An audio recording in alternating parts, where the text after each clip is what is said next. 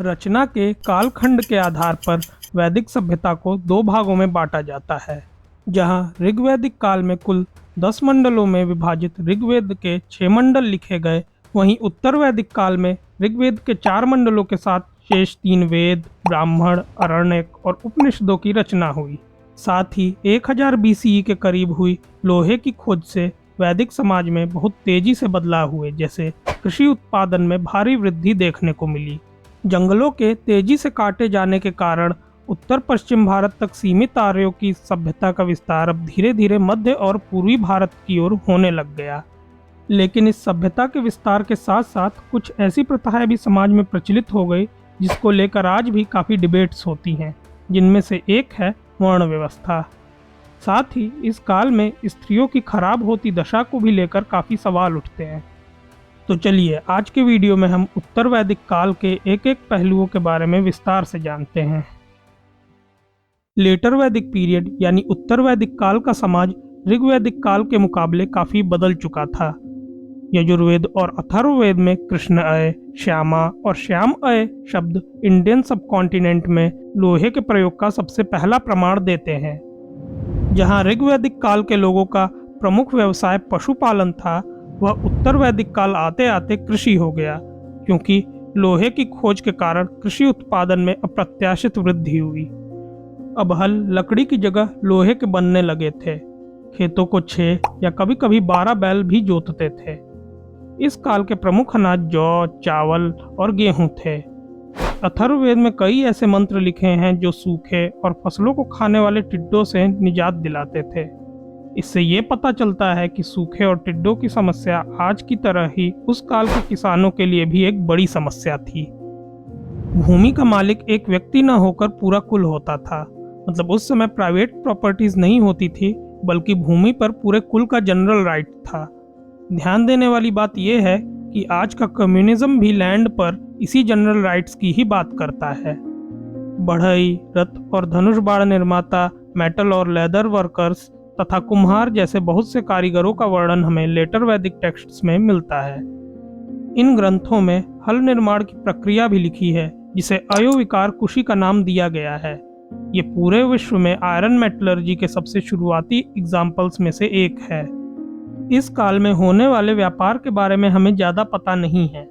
हालांकि एक्सचेंज अब भी बार्टर मीडियम से ही होता था, क्योंकि हमें इस काल में किसी भी तरह के मुद्रा के प्रमाण नहीं मिले हैं। इस सभ्यता के लोग ऊन के धागों से बुने हुए कपड़े पहनते थे। ऊन शायद भेड़ और बकरियों के बालों से प्राप्त किया जाता था। गले में पहनने वाले हार को निष्क कहते थे। कुछ ताबीजों का भी वर्णन हमें देखने को मिलता है, जो कि बुराइयों को दूर रखने के लिए पहने जाते थे। जहां ऋग्वैदिक काल में हमें सभा और समितियों के रूप में छोटी पॉलिटिकल यूनिट्स का जिक्र मिलता है, वहीं इस काल में इन समितियों की महत्ता कम हो गई थी। अब बड़ी पॉलिटिकल यूनिट्स राज्य, गढ़ और संघ उभर रहे थे। कुछ बड़े कबीलों ने एक दूसरे से गठजोड़ करके बड़े राज्यों का गठन किया, जैसे भारत और पुरु मिलकर शक्तिशाली कुरु बन गए और तुर्वशा और कृवि ने मिलकर पांचाल राज्य का गठन किया। जर्मन फिलोलॉजिस्ट विट्जल ने कुरु को भारत के सबसे पहले स्टेट का दर्जा दिया है। उनका मानना है कि अर्जुन के पोते परीक्षित के ही काल से वैदिक टेक्स्ट्स का कंपाइलेशन शुरू हुआ था। राजनैतिक शक्ति पूरी तरह से राजन के हाथ में थी। शतपथ और ऐत्रेय ब्राह्मण में 10 पुरुष साम्राज्यम यानी 10 पीढ़ियों के साम्राज्य का उल्लेख मिलता है, जो कि यह दिखाता है कि इस काल में राजन का पद वंशानुगत हो गया था, जो कि ऋग्वैदिक काल में इलेक्शंस के बाद चुना जाता था। हालांकि कहीं कहीं इलेक्शंस के उदाहरण भी इस काल में देखने को मिलते हैं, लेकिन ये शायद बस किसी वंश या अयोग्य राजा को हटाने के लिए होते थे। उत्तर वैदिक ग्रंथों में राजा और देवताओं के मध्य काफी निकट संबंध दिखाया गया है। प्रजापति देव की नज़र में सम्मान पाने के लिए राजा वाजपेय और राजसूय यज्ञ करते थे। साथ ही वे अपने राज्य की सीमाएं बढ़ाने के लिए अश्वमेध यज्ञ भी किया करते थे। इस काल में राजन की संसाधनों पर काफी अच्छी पकड़ हो गई थी। बलि, जो शुरुआत में कृषि उत्पादन और पशुओं पर एक वॉलेंट्री यानी स्वैच्छिक कर था, वह अब अनिवार्य कर बन चुका था। शतपथ ब्राह्मण के अनुसार केवल वैश्य ही ये कर देते थे और साथ ही राजन के आदेश पर उन्हें अपने स्टोर किए गए सामानों को भी देना पड़ता था।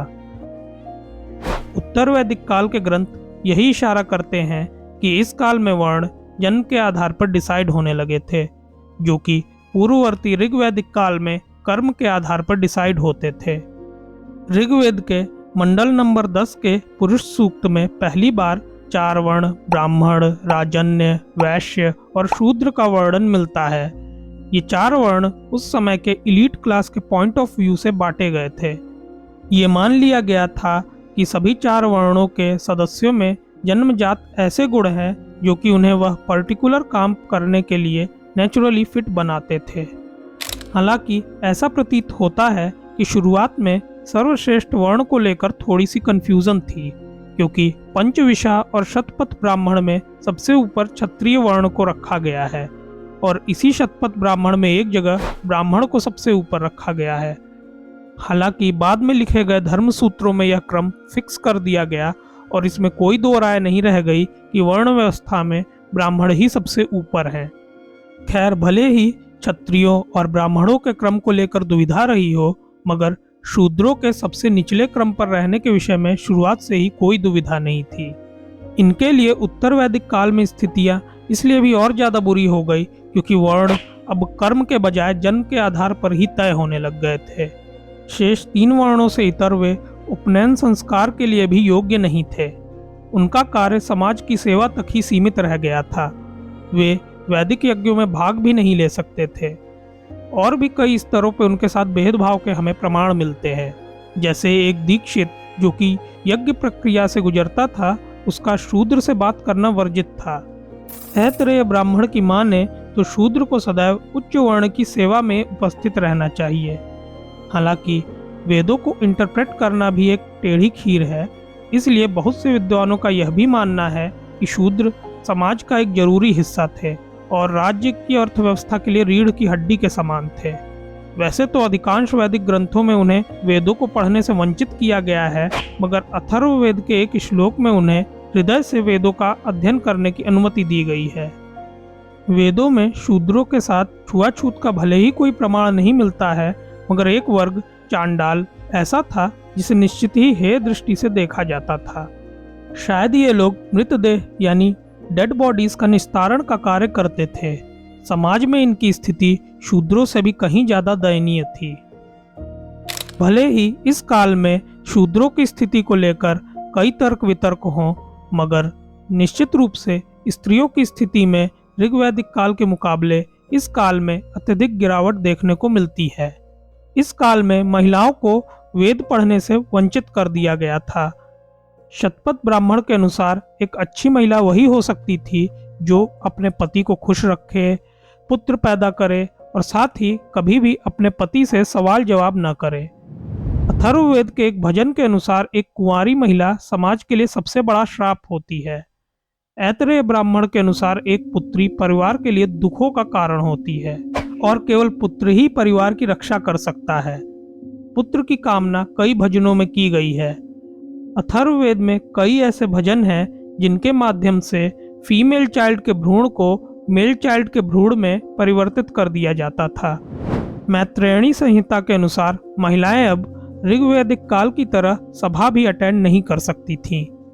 हालांकि उत्तर वैदिक ग्रंथों में कुछ स्थानों पर महिलाओं की प्रशंसा भी की गई है। जैसे शतपथ ब्राह्मण के अनुसार एक गृहस्थ पुरुष को उसकी पत्नी पूर्ण करती है।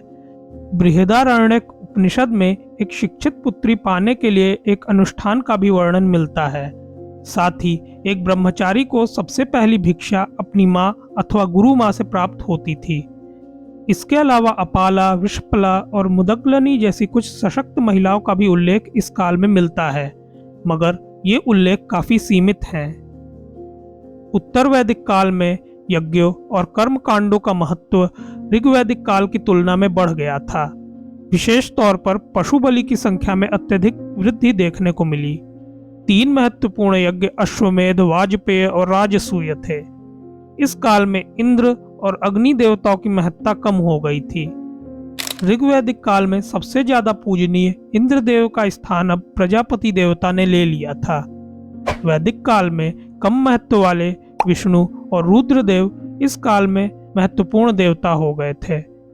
शूद्रों के देवता अलग थे जिनका नाम पूषण था और वे शायद मवेशियों की रक्षा करते थे। इस काल में मूर्ति पूजा के आरंभ के भी हमें प्रमाण मिलते हैं।